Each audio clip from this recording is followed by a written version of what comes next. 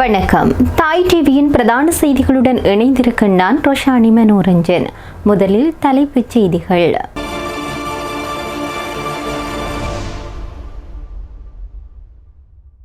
சுரேசாலிவை மீட்பதற்காக ராணுவ புலனாய்வு பிரிவின் மாஸ்டர் பிளான். அரசாங்கத்தையே அதிர்ச்சிக்குள்ளாக்கும் ரகசிய தகவல். சர்ச்சைக்குரிய பயங்கரவாத தடுப்புச் சட்டம் தொடர்பில் ஜனாதிபதியின் அறிவிப்பு. சொன்னதை செய்த ஒரே ஜனாதிபதி ரணசிங்க பிரேமதாசா மட்டுமே, சஜித் பெருமிதம். உயிர்த்த ஞாயிறு தாக்குதல், சக்ரான் தங்கியிருந்த அறை விவரம் மறைப்பு. சஜித் தரப்பு கிளப்பும் புதிய சர்ச்சை. ஈரானிய எண்ணெய் விற்பனைக்கு அமெரிக்கா தற்காலிக அனுமதி. அமெரிக்காவுடனான பேச்சுவார்த்தை நிறைவு. சுவிட்சர்லாந்திலிருந்து நாடு திரும்பிய ஈரான். இனி விரிவான செய்திகள்.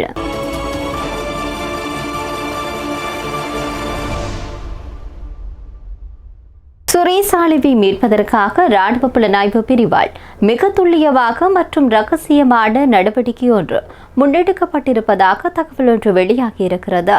இந்த தகவலை ஒரு இணையதளம் ஒன்று வெளியிட்டிருப்பதாக செய்திகள் தெரிவித்து நிற்கின்றன. இவை தொடர்பான மேலதிக விவரங்கள். இலங்கை ராணுவ புலனாய்வு பிரிவின் அதிஉயர் பாதுகாப்பு வளாகத்திற்குள் உள்ள நபர்களினால் ஒமேகா அறை என்று அழைக்கப்படும் கடுமையான கட்டுப்பாடுகள் மற்றும் வசதிகளை கொண்ட ரகசிய பிரிவொன்று அமைந்துள்ளது. இந்த பிரிவானது இராணுவத்தினரால் உத்தியோகபூர்வமாக அங்கீகரிக்கப்பட்ட எந்தவொரு பிரிவிலிருந்தும் முற்றிலும் வேறுபட்ட ஒன்றாகும். இதற்குள் தேர்ந்தெடுக்கப்பட்டு ஒரு சிலருக்கு மட்டுமே நுழைய அனுமதி உள்ளதோடு சாதாரண இராணுவ பணியாளர்கள் உள்ளே நுழைவது தடை செய்யப்பட்டுள்ளது. அதன் அன்றாட நடவடிக்கைகளை 3 சிரேஷ்ட அதிகாரிகள் கண்காணித்து வருவதோடு அவர்கள் ராணுவ புலனாய்வு பிரிவின் பணிப்பாளர் நாயகம் மேஜர் ஜெனரல் தீப்தி ஆரியசிங்கவிற்கு மட்டுமே தகவல் வழங்க முடியும். அந்த அறையானது ஸ்ரீலங்கா டெலிகாமின் அதிவேக ஃபைபர் ஆப்டிக் தகவல் தொடர்பு, உயர் தொழில்நுட்ப மடிக்கணினிகள் மற்றும் சிக்னல் புலனாய்வு தகவல்கள் மற்றும் சைபர் நடவடிக்கைகளுக்காக பயன்படுத்தப்படும் பிரத்யேக அம்சங்களை கொண்டதாக கூறப்பட்டுள்ளது.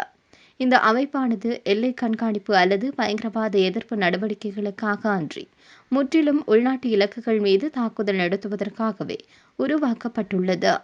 இதன் செயற்றிட்டமாக உண்மை தகவல்களை மறைத்தல் மற்றும் போலி கருத்துக்களை உருவாக்குதல் போன்ற படிமுறைகளை கொண்டுள்ளது.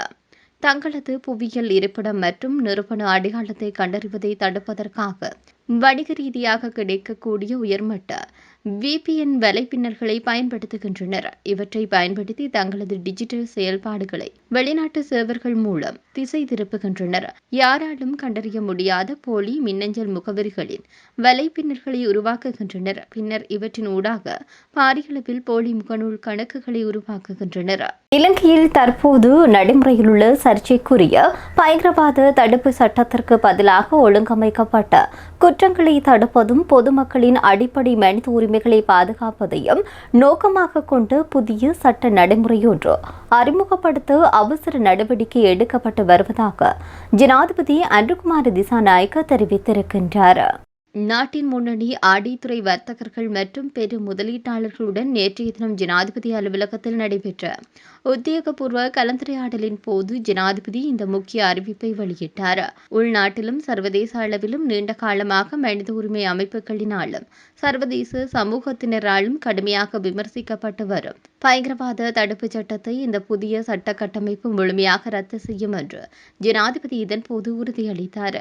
இதுகுறித்து ஜனாதிபதி மேலும் தெரிவிக்கையில், தற்போது நடைமுறையில் உள்ள சட்டத்திற்கு பதிலாக இன்றைய நவீன சமூகத்தின் தேவைகளுக்கு பொருத்தமான வகையில் நாட்டின் பாதுகாப்பிற்கு அச்சுறுத்தலாக விளங்கும் ஒழுங்கமைக்கப்பட்ட குற்ற கும்பல்களை ஒடுக்குவதே புதிய சட்டத்தின் முதன்மை நோக்கமாகும் என்று சுட்டிக்காட்டினார். அதே நேரம் அரசியல் பழிவாங்கல்களுக்கோ அல்லது தன்னிச்சையான கைதுகளுக்கோ இடமளிக்காத வகையில் நாட்டின் சாதாரண குடிமக்களின் மனித உரிமைகளையும் ஜனநாயக சுதந்திரங்களையும் முழுமையாக உறுதி செய்யும் வகையிலேயே இந்த புதிய சட்டம் மூலம் வடிவமைக்கப்பட்டு வருகிறது என்று ஜனாதிபதி அன்ருகுமார திசாநாயக்க மேலும் குறிப்பிட்டார். இலங்கை அரசியல் வரலாற்றில் சொன்னதை செய்ததை சொன்ன ஒரே ஜனாதிபதி ரணசிங்க பிரேமதாசா மட்டுமே என்று எதிர்க்கட்சித் தலைவரான சஜித் பிரேமதாசா தெரிவித்திருக்கின்றார். முன்னாள் ஜனாதிபதி ரணசிங்க பிரேமதாசவின் 102வது பிறந்த நாளை முன்னிட்டு கண்டியில் ஞாயிற்றுக்கிழமை நடைபெற்ற விசேட நிகழ்வொன்றில் கலந்து கொண்டு உரையாற்றும் போது எதிர்க்கட்சித் தலைவரான சஜித் பிரேமதாசா இவ்வாறு தெரிவித்தார்.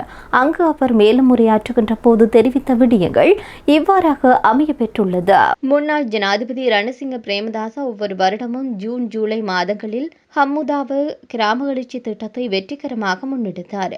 ஒருங்கிணைந்த வீட்டுத் தொகுதி அபிவிருத்தி திட்டத்தின் கீழ் மக்களுக்கு வீடு பெற்றுக் கொடுத்தது மாத்திரமன்றி குடும்ப அலகை மையப்படுத்திய வருமான உற்பத்தி நலன்புரி திட்டங்களையும் அவர் அறிமுகப்படுத்தினார். 1977ஆம் ஆண்டு தேர்தல் மேடையில் வாக்குறுதி அளித்த முதற்கட்டமாக 1 லட்சம் வீட்டுத் திட்டத்தை நிறைவு செய்ததுடன் அதன் தொடர்ச்சியாக 10 லட்சம் மற்றும் 15 லட்சம் பங்கேற்பு வீடமைப்பு அபிவிருத்தி திட்டங்களையும் வெற்றிகரமாக முன்னெடுத்தார். மக்களின் கவனத்தை வேறு பக்கம் திசை திருப்பாமல் நாட்டிற்கு உண்மையான சேவைகளை செய்ய வேண்டுமானால் சொல்வதை செய்யவும் செய்வதை சொல்லவும் கூடிய பண்பு வேண்டும். அந்த தலை சிறந்த பண்பு ஜனாதிபதி ரணசிங்க பிரேமதாசாவிடம் காணப்பட்டது. நமது நாட்டு இலவச கல்வி முறையில் விஐபி மற்றும் விஐபி அல்லாத பாடசாலைகள் ஒரு பாரிய பிரிவினையும் ஏற்றத்தாழ்வும் காணப்படுகின்றது. உயிர்த்த ஞாயிறு குண்டு தாக்குதல் இடம்பெற்ற சங்கரிலா ஹோட்டல் தற்கொலை குண்டுதாரி சக்ரான் ஹாசிம் தங்கியிருந்த 116வது இலக்க அறையில் அவருக்கு முன்னர் தங்கியிருந்தவர்களுடைய விவரங்கள் மாத்திரம் மறைக்கப்பட்டுள்ளது என்று ஐக்கிய மக்கள் சக்தியின் நாடாளுமன்ற உறுப்பினரான முஜிபுர் ரஹ்மான் தெரிவித்திருக்கின்றார். இந்த விவகாரம் குறித்து தற்போதைய அரசு தீவிரமாக தேடி பார்க்க வேண்டும் என்று அவர் மேலும் வலியுறுத்தியுள்ளார். ஐக்கிய மக்கள் சக்தி காரியாலயத்தில் நேற்று நடைபெற்ற செய்தியாளர் சந்திப்பில் கலந்து கொண்டு கருத்து தெரிவிக்கின்ற போது முஜிபுர் ரஹ்மான் இவ்வாறு தெரிவித்திருக்கின்றார். உயிர்த்த ஞாயிறு குண்டு தாக்குதல் இடம்பெற்ற தினத்திற்கு முன்தினமான 2019 ஏப்ரல் 20 இரவில் சக்ரானும் அவருடன் இருந்த மற்றொரு நபரும் கொழும்பு சங்கரிலா ஹோட்டலில் 116ஆம் இலக்க அறைக்கு வந்து தங்கியுள்ளனர். மறுநாள் ஏப்ரல் 21 காலையிலேயே அவர்கள் இந்த கொடூர தாக்குதல்களை நடத்தியிருந்தார்கள். இந்த தாக்குதல் சம்பவம் இடம்பெற்றதை தொடர்ந்து பாதுகாப்பு தரப்பினரால் சங்கரிலா ஹோட்டல் அறைகளில் அதற்கு முந்தைய 2 வார கால பகுதியில் தங்கியிருந்த அனைத்து பயணிகளினதும் விவரங்கள் மற்றும் தகவல்கள் பெற்றுக் கொள்ளப்பட்டன. இருப்பினும் சக்ரான் தங்கியிருந்த 116ஆம் இலக்க அறையில் அவருக்கு முன்னர் தங்கியிருந்தவர்கள் யார் என்பது குறித்த தகவல்கள் மாத்திரம் எங்கும் பதியப்படவில்லை. எந்தவொரு விவர பதிவுகளும் இல்லாமல் ஒரு சர்வதேச ஹோட்டலில் யாருக்கு அவ்வாறு அறைகள் வழங்க முடியும்? மிகவும் செல்வாக்குமிக்க முக்கிய பிரமுகர்களுக்கு மாத்திரமே அவ்வாறான சலுகைகள் வழங்கப்பட முடியும். அப்படியானால் சக்ரான் வருவதற்கு முன்னர் அந்த அறையில் தங்கியிருந்தார் அந்த முக்கிய பிரமுகர்கள் யார்? இந்த விவரங்கள் அனைத்தும் ஏற்கனவே நீதிமன்ற வழக்கு விசாரணைகளின் போது வெளிவந்த உண்மைகளாகும். அத்துடன் சக்ரான் இருந்த அறையின் கதவை திறப்பதற்கு டிஜிட்டல் இலத்திரனியல் அட்டை ஒன்று விநியோகிக்கப்பட்டுள்ளதுடன் அதனை பயன்படுத்தி கதவு திறக்கப்பட்டுள்ளதும் தரவுகளில் பதிவாகியிருக்கிறது. ஆனால் அந்த அறையில் அதற்கு முன் தங்கியிருந்த நபர் யார் என்பது விடுக்கப்பட்டுள்ளது. உலகில் ஹோட்டல் பதிவு எதுவுமின்றி தங்கும் சலுகை மிக முக்கியமான சில உயர்மட்ட பிரமுகர்களுக்கு மட்டுமே காணப்படுகின்றது. எனவே அங்கு தங்கியிருந்தவர் யார் என்பதை இந்த அரசு உடனடியாக தேடி பார்க்க வேண்டும். இவ்வாறான பல மறைக்கப்பட்ட உண்மைகள் தற்போதைய புதிய விசாரணைகளின் மூலம் வெளிவரும் என நாங்கள் எதிர்பார்க்கின்றோம் என்று தெரிவித்தார்.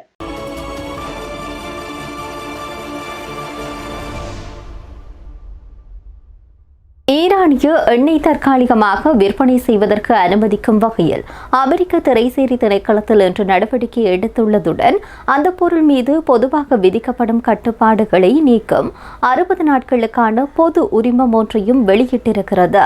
சுவிட்சர்லாந்தில் நடைபெற்று வரும் ஆக்கப்பூர்வமான பேச்சுவார்த்தைகளுக்கு இணங்க ஹார்முஸ் நீரிணையில் சுதந்திரமான மற்றும் திறந்த போக்குவரத்திற்கும் சர்வதேச அணுசக்தி முகாமை ஆய்வாளர்களை தங்கள் நாட்டிற்கு அனுமதிப்பதற்கும் ஈரான் உறுதியளித்துள்ளது என்று திரைசேரி செயலாளரான ஸ்காட் ஃபெஷன்ஸ் எக்ஸ் தளத்தில் பதிவொன்றையிட்டிருக்கின்றார்.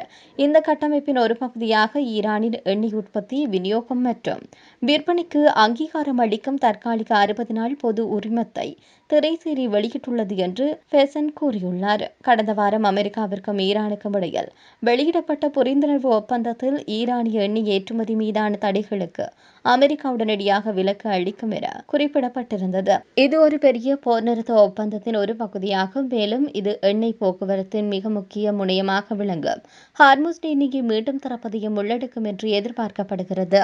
இந்த நீர்நிலை தற்போது திறக்கப்பட்டுள்ளதாக அமெரிக்க அரசாங்கம் கூறியுள்ள போதிலும் வாரக்கிறுதியில் ஈரானிய ராணுவம் இந்த நீர்நிலையை மீண்டும் மூடுவதாக தெரிவித்தது. இந்த தடைகள் விலக்கு ஈரானின் பொருளாதாரத்தை ஊக்குவிக்கும் என எதிர்பார்க்கப்படுகிறது. இது ஈரான் விற்கக்கூடிய பீப்பாய்களின் எண்ணிக்கையை அதிகரிப்பதுடன் அந்த பீப்பாய்களுக்கு அதிக விலையை பெற்றுக் கொள்வதற்கும் சாத்தியத்தை ஏற்படுத்தலாம் என தகவல் தெரிவிக்கின்றன.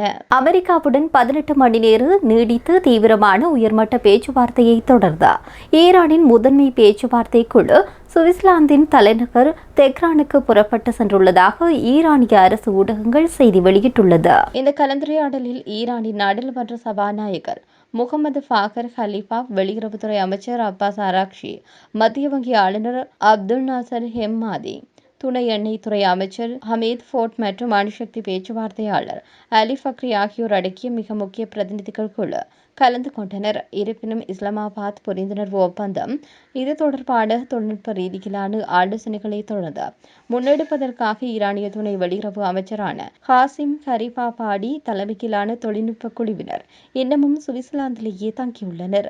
இந்த தொழில்நுட்ப குழுவினர் அங்குள்ள அதிகாரிகளுடன் தொடர்ந்து பேச்சுவார்த்தை நடத்துவார்கள் என்று ஈரானிய ஊடகங்கள் செய்தி வெளியிட்டுள்ளன. இத்துடன் தாய் டிவியின் பிரதான செய்திகள் நிறைவடைகின்றன. நன்றி.